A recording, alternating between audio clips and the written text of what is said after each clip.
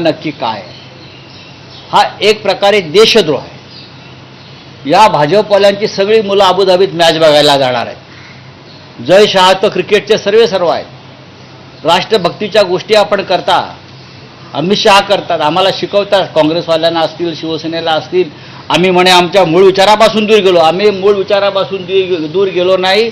हिंदुहृदय सम्राट बाळासाहेब ठाकरे यांनी भारत पाक सामन्याला कायम विरोध केला. जावेद मियादाद घरी आला तेव्हा त्याला ठणकावून सांगितलं, चहा प्यायचं आणि निघून जायचं. सामन्याची वकालत इथे करायची नाही. एका बाजूला तुम्ही काश्मीरमध्ये रक्त सांडत असताना तुम्ही क्रिकेट खेळायला आमच्याकडे येता?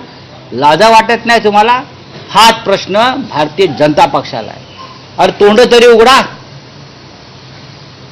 विरोध तरी करा. हिंदुत्ववादी आहात ना?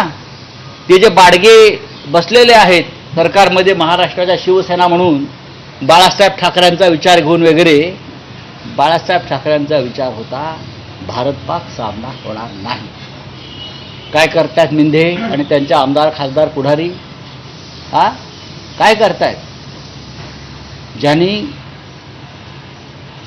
काय ते मैदान वगैरे उखडलं होतं तेही त्यांच्या पक्षात गेले तसं मला कळलं. पण माझा प्रश्न इतकाच आहे, हा देशद्रोह आहे. ऑपरेशन सिंदूर संपलं नाही, महिलांचा आक्रोश थांबला नाही, आजही सगळीकडे वेदना आहे त्याची.